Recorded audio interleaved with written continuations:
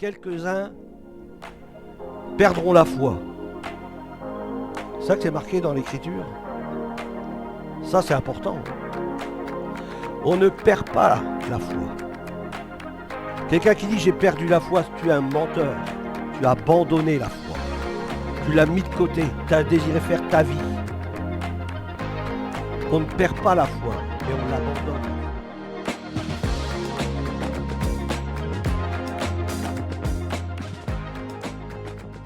Alors il y a beaucoup de chrétiens, on peut faire des rassemblements de chrétiens, mais ce n'est pas forcément des rassemblements de disciples. Hein. Et nous, ce qu'on veut, et Jésus, ce qu'il veut, c'est rassembler les disciples. Et sur les nuées du ciel, il ne va pas y avoir un rassemblement de chrétiens. Il va y avoir un rassemblement de disciples. Et c'est ceux-là qui partiront sur les nuées du ciel. Amen. Est-ce que je suis un disciple ? C'est ça qu'il faut se poser. Est-ce que je suis un disciple de Jésus-Christ ? Est-ce que je marche dans les traces ? Est-ce que j'obéis à sa parole ? Est-ce que je fais sa volonté, etc. C'est important, hein ? Ah, Sylvette, c'est important. Oh, bah tiens.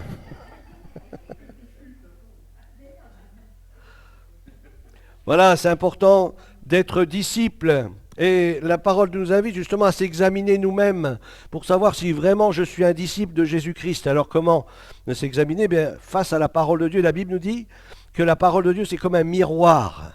Lorsqu'on se regarde, on lit la parole, on se voit dans ce que nous sommes. Et si je suis un véritable disciple de Jésus-Christ, bien je vais le voir tout de suite. Bien déjà, je me suis engagé dans les eaux du baptême. Alors, j'ai pas pris 3 gouttes sur la tête, mais je me suis fait baptiser.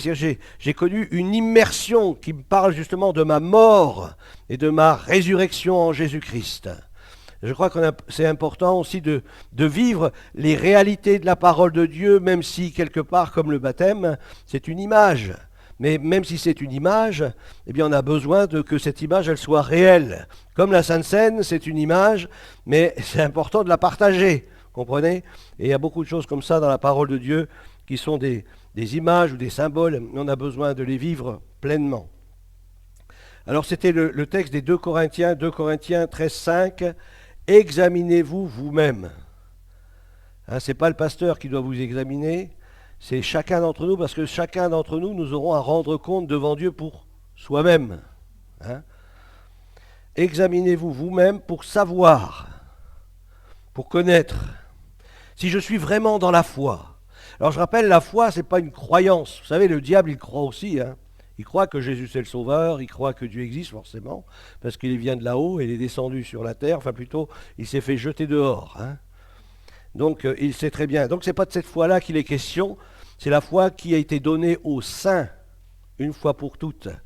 C'est-à-dire lorsque nous sommes approchés de Dieu, lorsque avec nos foi imparfaites, on a saisi le plan de Dieu, bien de ce coup quelque chose s'est passé, j'ai reçu la vie de Dieu en moi, j'ai reçu le pardon et j'ai reçu une foi, la foi de Dieu, une foi pleine et entière, qu'il me faut entretenir, qu'il me faut muscler, en lisant la Bible, la parole de Dieu, en prenant aussi du temps dans la prière et aussi dans la communion fraternelle.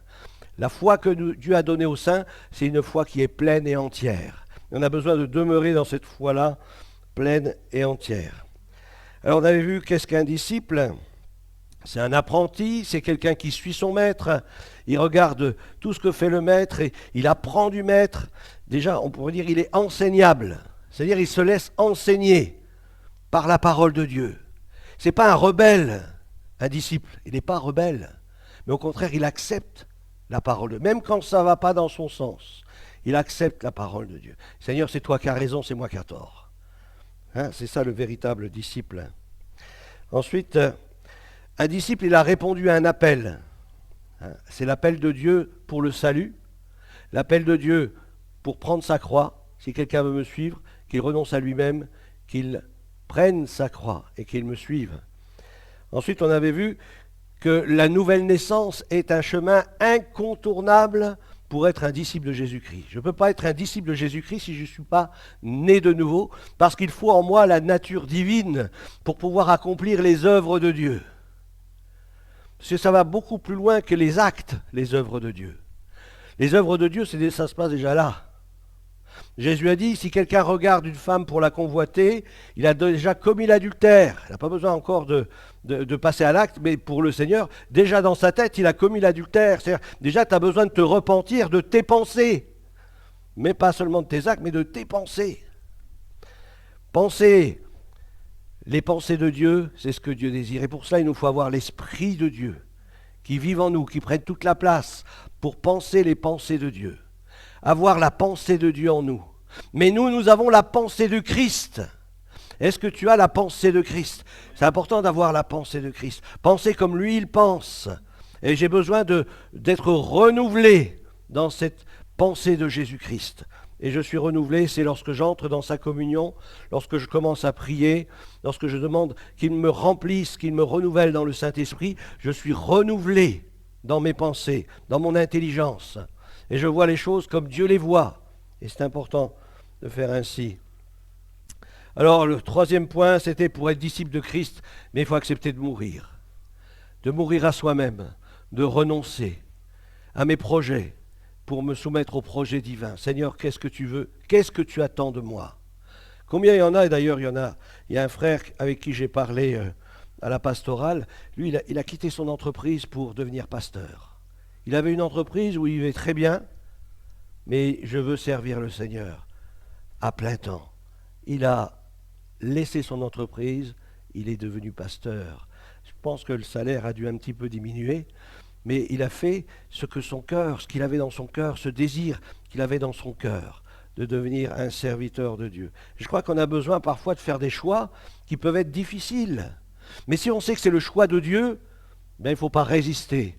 Hein, l'apôtre Paul a dit, je n'ai pas résisté à la vocation céleste. Il n'a pas résisté. Vous savez, des personnes, ils aiment bien être chez eux, tranquilles, comme on dit, pantouflards. Mais si Dieu t'appelle à sortir de tes pantoufles, puis à entrer dans les œuvres de Dieu, eh bien, il faut arriver à se lever et dire, Seigneur, bien, je décide de te suivre. Je renonce à mon confort. Combien il y en a qui ont quitté leur confort? Moi, je me souviens au début, quelques années en arrière, c'était dans les années 90, il y avait un frère qui me disait, écoute, on a été ouvrir une église à, je ne sais plus, c'était Saint-Quentin, dans ce coin-là. Ça m'arrivait de dormir dans les fossés, sur le bord de la route. Waouh! Est-ce que je serais prêt à aller jusque-là? Et après, il allait prêcher dans la ville. Ils ont ouvert une église qui existe toujours d'ailleurs. Aujourd'hui, il y a un pasteur, il y a beaucoup de membres dans cette assemblée. Mais c'est parce que quelqu'un a consacré sa vie. Et combien il y en a comme ça? Combien il y en a? Beaucoup. Qui ont décidé d'abandonner leur confort pour suivre et répondre à l'appel de Dieu.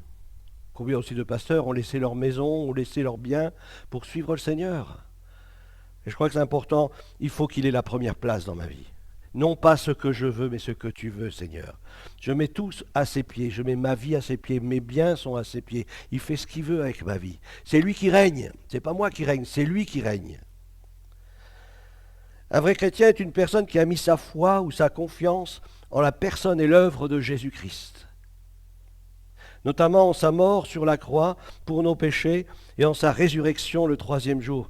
Dans Jean chapitre 1er, verset 12, il nous est dit « Mais à tous ceux qui l'ont reçu, recevoir Jésus-Christ dans sa vie, recevoir la parole de Dieu, comme l'a dit tout à l'heure notre frère, Jésus, c'est la parole faite chair. Recevoir Jésus, ça veut dire accepter sa parole, accepter son enseignement, accepter ce qu'il dit.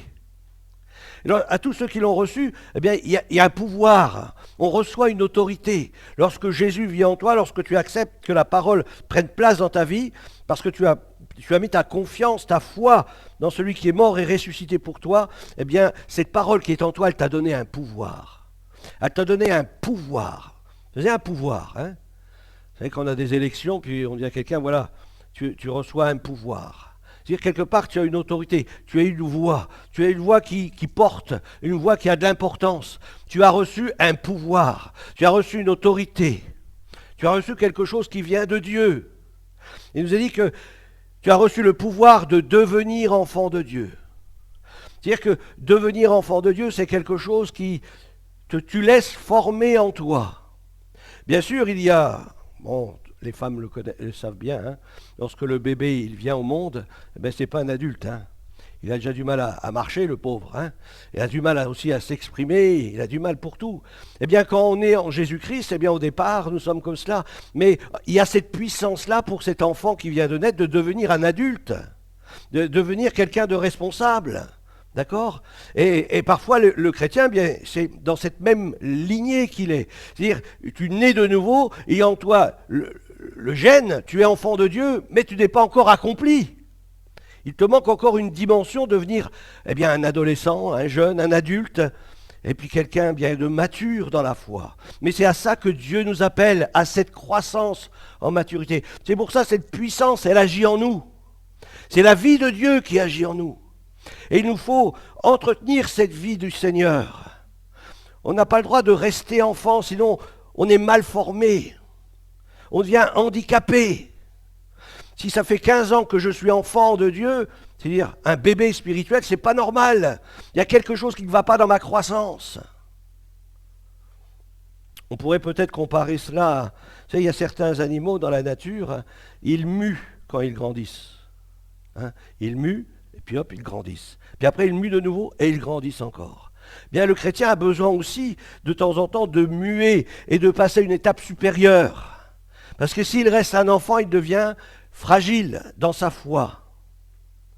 Et si on commence à donner à un enfant l'autorisation de conduire une voiture, ça devient compliqué. Il vaut mieux pas sortir ce jour-là. Hein. Et c'est pour ça que c'est important qu'il y ait cette maturité qui vienne dans la vie chrétienne et que nous croissions en lui.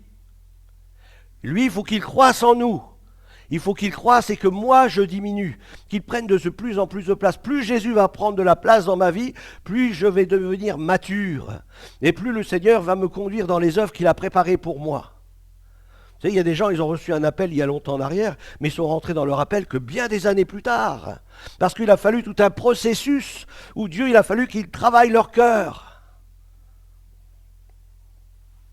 Alléluia.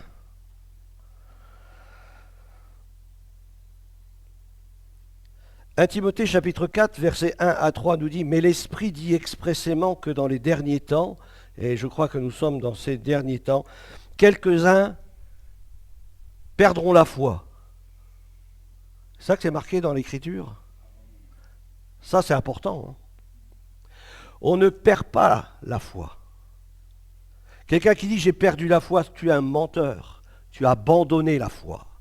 Tu l'as mis de côté. Tu as désiré faire ta vie. On ne perd pas la foi, mais on l'abandonne la foi. On ne perd pas le salut. Le salut, c'est impossible, on ne peut pas le perdre. Mais on peut l'abandonner.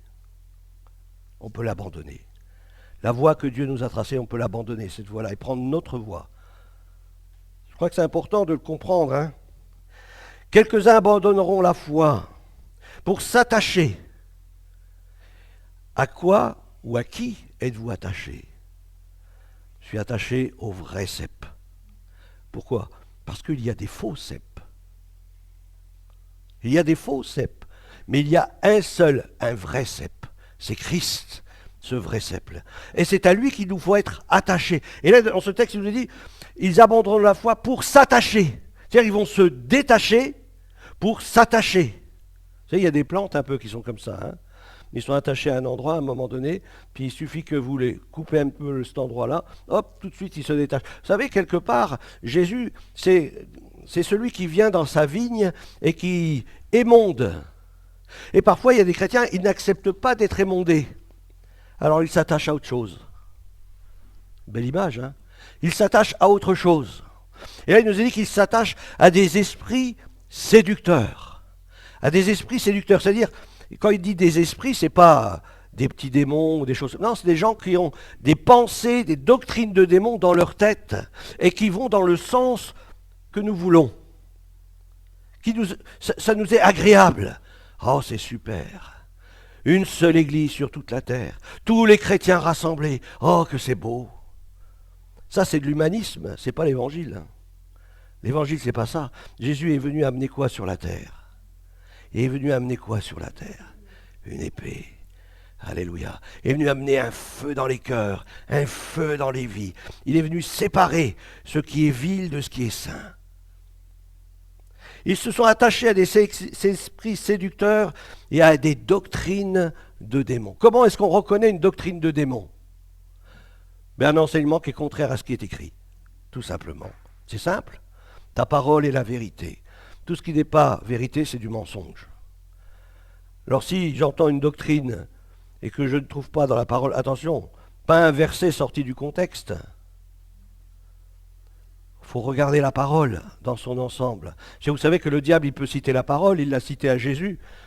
Il est écrit, jette-toi en bas, et des anges viendront pour te porter. Et Jésus, oui, mais il est aussi écrit, tu adoreras le Seigneur ton Dieu, et lui seul, et tu le serviras lui seul. Donc c'est important d'être baigné dans la parole de Dieu. D'ailleurs, le baptême, quelque part, lorsque je suis plongé en Christ, je suis baigné en Christ. Je suis baigné dans la parole. Il te faut naître d'eau et d'esprit. Il faut qu'il y ait la parole qui ait fait son œuvre dans ta vie et l'action du Saint-Esprit pour te conduire dans une vie nouvelle. Alors quelques-uns abandonneront la foi pour s'attacher à des esprits séducteurs et à des doctrines de démons par l'hypocrisie de faux docteurs. C'est-à-dire il y a des vrais docteurs et il y a des faux docteurs. Est-ce que vous allez vous faire soigner par un faux docteur? Ah, c'est compliqué, hein? Oh, je crois que tu as un problème à ta jambe, je crois qu'il faut te couper la jambe. J'ai un petit doute, mais dans le doute, vaut mieux couper. Des faux docteurs. Alors c'est important, vous savez comment on reconnaît un vrai docteur? Ça serait intéressant de le savoir. À quoi on reconnaît un vrai docteur d'un faux docteur? Bien, la parole de Dieu nous le dit, c'est celui qui vit ce qui est écrit dans la parole de Dieu. Vous les reconnaîtrez à leurs fruits. Alléluia. À leurs fruits. Et ça, c'est important de reconnaître les fruits. Bien sûr, il faut avoir les bonnes lunettes pour les reconnaître, les fruits. Les fruits sont en accord avec ce qui est écrit. Par l'hypocrisie de faux docteurs portant la marque de la flétrissure dans leur propre conscience. C'est-à-dire qu'eux, ils savent. Vous vous rendez compte qu'un faux docteur, il sait qu'il vous enseigne des choses qui ne sont pas forcément droites, selon l'Écriture. Il le sait. Il y a une marque en eux, une flétrissure qui est là, dans leur conscience. Mais parce que ça va dans le sens du poil, parce que ça va dans le sens du temps, du moment, de la tradition, eh bien même s'ils se sont repris, ils continuent et ils persévèrent dans ce sens-là. Combien de gens aujourd'hui ont entendu la parole de Dieu, même dans plusieurs endroits, entre guillemets, chrétiens, mais ils sont restés dans ces endroits-là. Et ils continuent d'enseigner ces choses, sachant que ce qu'ils enseignent est contraire à ce qui est écrit. Mais on s'appuie sur la tradition, diront-ils. Jésus l'a reproché à ces gens. Vous avez préféré suivre la tradition plutôt que suivre la parole de Dieu. Le Seigneur nous invite à suivre sa parole. Alors, prescrivant de ne pas se marier et de s'abstenir d'aliments que Dieu a créés pour qu'ils soient pris avec action de grâce par ceux qui sont fidèles et qui ont connu la vérité. Tite 1,16 nous dit « Ils font profession de connaître Dieu ». Ça devient un job, Ils font profession de connaître Dieu. Ils le proclament. Oui, on est chrétien, mais ils le renient par leurs œuvres. C'est pour ça, c'est important, c'est au fruit. Et le fruit doit être conforme à ce qui est écrit. Ils font profession de connaître Dieu, mais ils le renient par leurs œuvres, étant abominables. Rendez compte? Abominables. Vous savez, vous avez des abominations dans la parole de Dieu. L'idolâtrie, c'est une abomination aux yeux de Dieu. La magie, c'est une abomination aux yeux de Dieu. Le spiritisme, c'est une abomination. Et tant d'autres. Lisez la parole de Dieu. Bon, il y a peut-être certaines traductions. Ils ont enlevé le mot abomination, ils l'ont peut-être remplacé par autre chose. Ça, c'est pas impossible. Mais ça ne change rien pour le Seigneur. Pour lui, si c'est une abomination, c'est quelque chose qu'on doit mettre de côté dans nos vies, qu'on doit chasser loin de nous. Et le renie par leurs œuvres étant abominables, rebelles. Ils font profession de connaître Dieu, mais ils sont rebelles. Vous vous rendez compte? Ils font profession de connaître Dieu, mais ils sont rebelles. Ils ne veulent pas se repentir. Terrible, Et incapables d'aucune bonne œuvre, parce que la seule bonne œuvre que Dieu honore, c'est celle qui est conduite par le Saint-Esprit, parce qu'il est en accord avec ce qui est écrit. La Bible nous enseigne que nos bonnes œuvres ne peuvent nous sauver. Amen. Alléluia. Ni nous rendre acceptables aux yeux de Dieu. Alors je répète, la Bible nous enseigne que nos bonnes œuvres ne peuvent nous sauver, ni nous rendre acceptables aux yeux de Dieu. Il y en a qui ont donné leur vie pour des malades. Ils ont été jusqu'en Inde ou en Égypte. Ils ont fait des choses extraordinaires. C'est des placards dans certains journaux. Mais est-ce que c'est cela que Dieu demande ? Est-ce que c'est cela que Dieu demande ? Dans Tite chapitre 3 verset 5, il est dit « Il nous a sauvés ». Et il ne l'a pas fait à cause des œuvres de justice que nous aurions faites. Nous sommes sauvés par grâce, par le moyen de la foi. Et cela ne vient même pas de nous, c'est le don de Dieu. Alléluia. Alors il nous est dit à la suite de ce verset, donc Tite 3,5, il nous a sauvés et ne l'a pas fait à cause des œuvres de justice que nous aurions pu accomplir, mais conformément à sa compassion. Vous savez que Dieu a compassion de l'humanité. Dieu a tant aimé le monde. C'est pas simplement aimer dans un sens... mais dans l'amour de Dieu, il y a la compassion de Dieu. Dieu a de la compassion pour l'humanité. Il a donné un moyen de salut. Et le seul qui puisse sauver l'humanité, c'est Christ.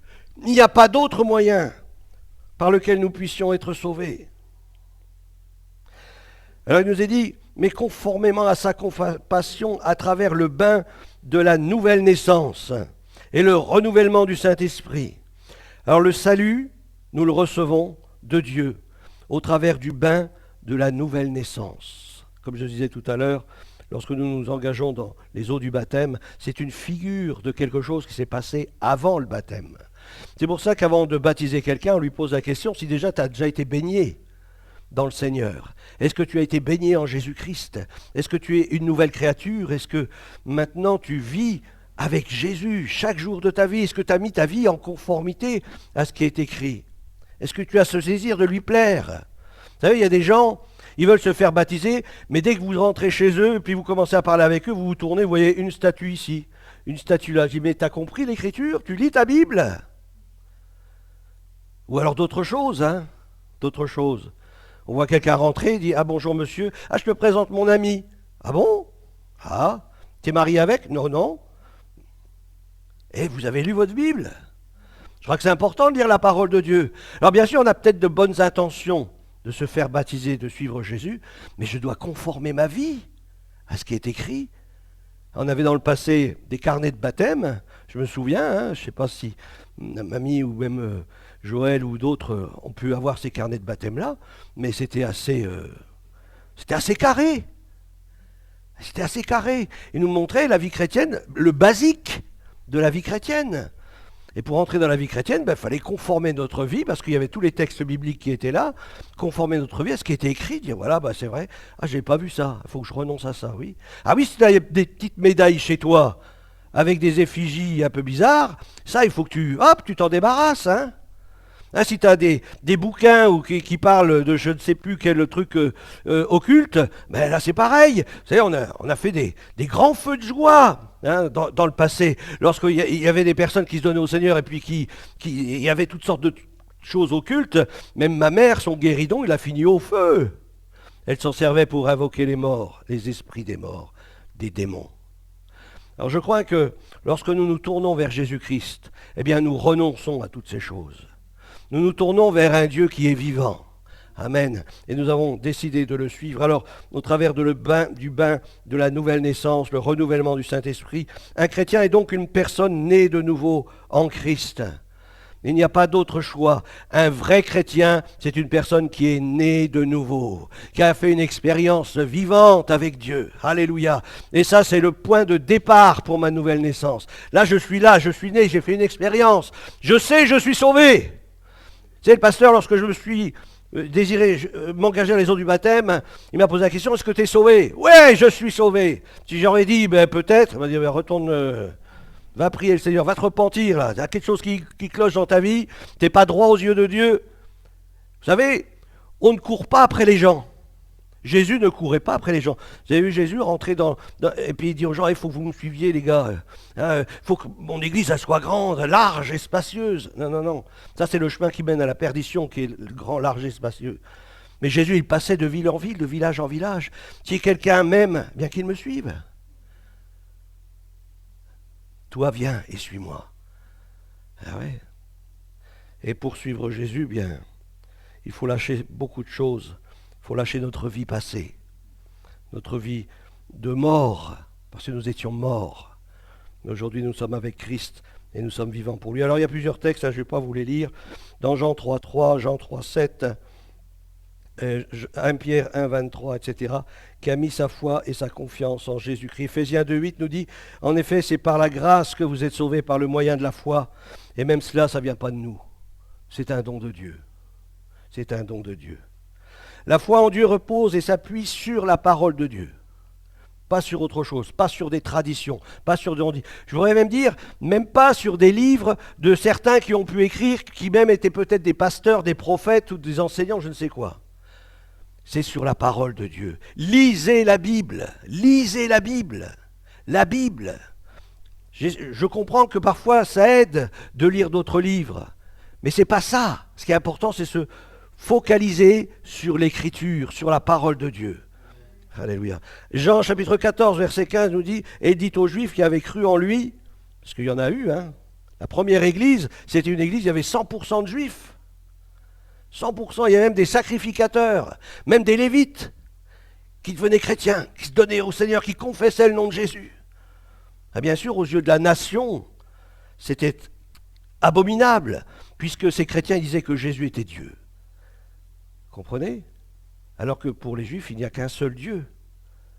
Alors dire que Jésus est Dieu, eh bien c'est devenir idolâtre. Mais nous, on sait que Jésus est réellement Dieu, il est la parole qui a été faite chair. Si vous demeurez dans ma parole, condition, si vous demeurez, et il parle à des Juifs, c'est-à-dire des gens qui ont quand même une connaissance biblique, au moins un peu plus que nous, Mais je dis, si vous demeurez dans ma parole, pas dans la parole de je ne sais pas quel rabbin, mais dans ma parole. Si vous demeurez dans ma parole, vous êtes vraiment mes disciples. Vous êtes vraiment mes disciples. Jean 8, verset 31, mais il répondit, ma mère et mes frères, ce sont ceux qui écoutent la parole de Dieu et qui la mettent en pratique. Je répète, Jean 8, 31, mais il répondit, Jésus, ma mère et mes frères ne sont pas ceux de la chair. Ce n'est pas celle qui m'a enfanté. Ma famille.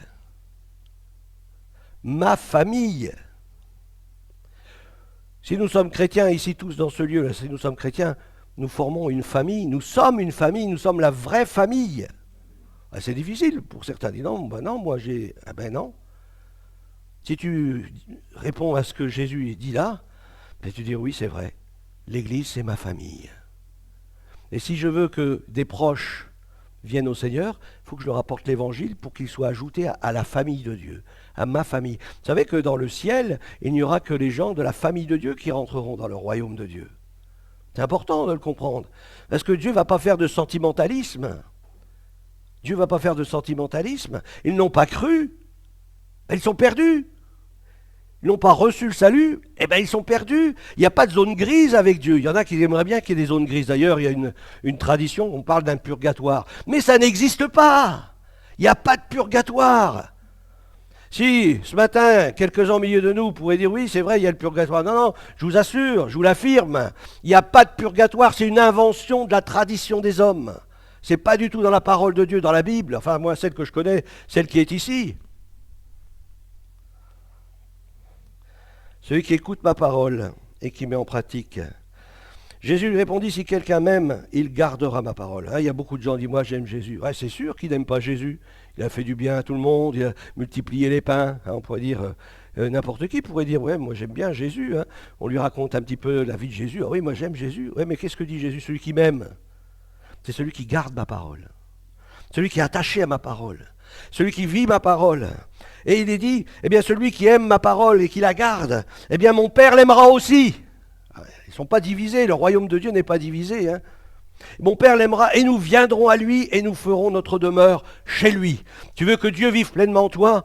Aime la parole de Dieu, lis la parole de Dieu, médite la parole de Dieu, vis la parole de Dieu. Et là, le royaume de Dieu va vivre en toi. Là où il y a le roi, là il y a le royaume. Et les puissances du royaume vont se manifester au travers de toi. Parce que si le Père, le Fils et le Saint-Esprit vivent en toi, si tu es devenu un temple où Dieu habite, le royaume de Dieu va se manifester au travers de toi. Tu vas transpirer le royaume de Dieu. Tu vas souffler le royaume de Dieu. Alléluia. Ça c'est formidable. Hein? Jean 14, 23, celui qui ne m'aime pas et ne garde pas mes paroles. Et la parole que vous entendez, ce n'est pas moi, mais le Père qui m'a envoyé. Celui qui n'aime pas, celui qui ne m'aime pas ne garde pas mes paroles. Apocalypse 3.8, il nous est dit dans une de ces églises de l'Apocalypse, l'église de Philadelphie, « Je connais tes œuvres. Voici parce que tu as peu de puissance et que tu as gardé ma parole. » Alors il y en a beaucoup qui courent après la puissance. Ouais, si on est la vraie église, il doit y avoir la puissance, la puissance, la puissance. Les gens, il faut qu'ils tombent. Alléluia, les gens qui tombent, c'est formidable. C'est pas ce que dit le Seigneur. Le Seigneur, il dit, tu as peu de puissance, mais parce que tu as gardé ma parole. Et que tu n'as pas renié mon nom. Parce que si tu ne gardes pas la parole de Dieu, méfie-toi, tu peux renier le nom de Jésus. Tu n'as pas renié mon nom, j'ai mis devant toi une porte que personne ne peut fermer. Une porte que personne ne peut fermer. Jean 5, 24 nous dit, en vérité, je vous le dis, celui qui écoute ma parole et qui croit en celui qui m'a envoyé a la vie éternelle. Alors quand Jésus dit, celui qui écoute ma parole, je ne sais pas, vous avez été enfant, hein, comme moi, mais moi, quand mon père il me disait, tu vas m'écouter, qu'est-ce que ça voulait dire pour vous? Ben t'as intérêt à obéir. Celui qui écoute ma parole, dans le sens de obéir à la parole de Dieu. Parce que écouter, hein, on peut demander aux collégiens, hein, ils écoutent les cours. Hein. Mais quand ils rentrent à la maison pour faire les devoirs, qu'est-ce qu'il a dit déjà le prof? Non, c'est pas de cette manière-là. C'est obéir à ce que dit le Seigneur. Ceux qui écoutent ma parole. En vérité, en vérité. Dans Jean 15, 10 nous dit, si vous gardez mes commandements, vous demeurez dans mon amour. Vous vous rendez compte? Aimer le Seigneur, c'est garder ses commandements. Garder ses commandements, bien là je demeure dans son amour. L'amour de Dieu est conditionnel pour le disciple. Si quelqu'un m'aime, si quelqu'un m'aime. Si je dis je t'aime Seigneur, eh bien prouve-le par ta vie que tu aimes le Seigneur. On va bientôt terminer. Galates 2.20 nous dit « J'ai été crucifié avec Christ. Et ce n'est plus moi qui vis, mais c'est Christ qui vit en moi. Et ce que je vis maintenant dans mon corps, je le vis dans la foi au Fils de Dieu qui m'a aimé et qui s'est livré lui-même pour moi. Ce n'est plus moi qui vis, c'est Christ qui vit en moi. C'est lui qui a pris toute la place dans ma vie. Lorsque on me voit, bien on voit Jésus. Parce que je parle comme Jésus. Parce que je vis comme Jésus. Parce qu'il n'y a pas de mensonge. Il sort de ma bouche que des paroles droites, honnêtes, vraies, pleines de compassion, pleines d'amour, mais pleines de vérité. Ce n'est plus moi qui vis, c'est Christ qui en moi. Apocalypse 3.10 nous dit, parce que tu as gardé la parole et la persévérance en moi, je te garderai de l'heure de la tentation ou de l'épreuve qui va venir sur le monde entier pour éprouver les habitants de la terre. Mon frère, ma sœur, si tu n'es pas ancré en Christ, le monde, il va te balayer. L'esprit du monde, il va te balayer. L'esprit de l'Antéchrist va te balayer. Il nous faut être ancré en lui, fondé en lui et persévérer en lui. Jean 12, 48, celui qui me rejette et qui ne reçoit pas mes paroles a son juge. Ne pas accepter la parole de Dieu dans sa vie, eh bien, il a son juge. Il a son juge. Jean 12, verset 47, si quelqu'un entend mes paroles et ne les garde point, il a son juge. 1 Corinthiens 11, 1 nous dit, soyez mes imitateurs. Mais attention, il faut lire la fin du verset. Comme je le suis moi-même de Christ. Comme je le suis moi-même de Christ. N'imitez pas les gens de ce monde, même s'ils sont pasteurs, prophètes ou je ne sais quoi. C'est Jésus-Christ qu'il faut suivre. C'est lui, dans ses pas qu'il nous faut marcher. Et ça, c'est important. Et chacun, nous sommes responsables aux yeux de Dieu parce que tous, nous avons la possibilité d'avoir accès à l'Écriture sainte. Et tous, nous sommes responsables devant Dieu. Et ce qui nous jugera, ça sera elle. Ça sera elle, la parole.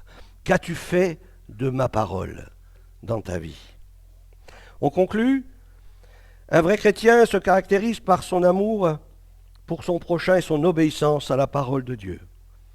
1 Jean 2, versets 4 à 10.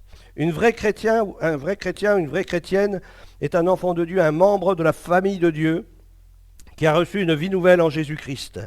Un vrai chrétien est une personne qui a mis sa foi et sa confiance en la personne et l'œuvre de Christ, notamment en sa mort et ça à la croix, pour nos péchés aussi en sa résurrection. Être un disciple, c'est s'impliquer activement pour faire d'autres disciples. Matthieu chapitre 28, versets 19 à 20. On ne fait pas des adhérents.